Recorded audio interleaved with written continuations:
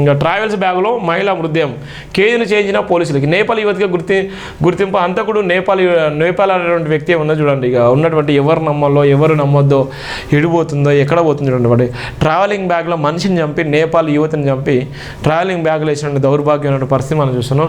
ఇవన్నీ కూడా ఎంత దారుణంగా ఉంటాయో, ఎంత భయంకరంగా ఉంటాయో, ఎప్పుడు ఏం జరుగుతుందో అర్థం కాని పరిస్థితి ఉన్నటువంటి నేపథ్యం ప్రధానమైనటువంటి వార్తలు.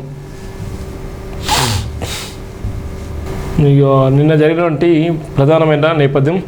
అయ్యా మోడీ జీ ప్రమోషన్ ఇవ్వండి, కాశ్మీర్ సభలో ఉమర్ ఆసక్తికర వ్యాఖ్యలు. జమ్మూ కాశ్మీర్కు రాష్ట్ర హోదా అంశాన్ని సీఎం ఉమర్ అబ్దుల్లా నేరుగా ప్రధానమంత్రి నరేంద్ర మోదీ సమక్షంలో ప్రస్తావించారు. ఈ సందర్భంగా ఆసక్తికర వ్యాఖ్యలు చేశారు.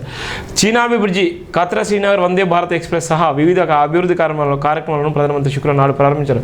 ఆయనతో పాటు లెఫ్టినెంట్ గవర్నర్ మనోజ్ సిన్హా, ఉమర్ అబ్దుల్లా వేదికను పంచుకున్నారు. ఈ సందర్భంగా ఉమర్ అబ్దుల్లా మాట్లాడుతూ జమ్మూ కాశ్మీర్లోని అన్ని రైల్వే ప్రాజెక్టులు ప్రారంభోత్సవంలో ప్రధానమంత్రితో తాను వేదిక పంచుకోవడం అదృష్టంగా భావిస్తున్నానని అన్నారు.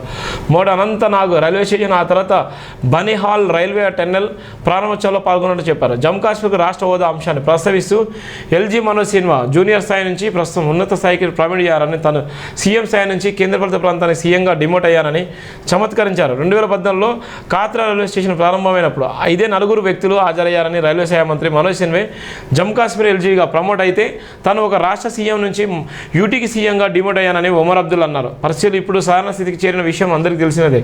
జమ్మూ కాశ్మీర్కు త్వరలోనే ప్రధానమంత్రి తిరిగి రాష్ట్ర హోదా ఇస్తారని ఆశిస్తున్నట్లు కూడా ఆయన పేర్కొన్న నేపథ్యం కూడా మనం చూస్తున్నాం. ఎప్పుడు ఏమైపోతుందో అర్థం కానటువంటి నేపథ్యం.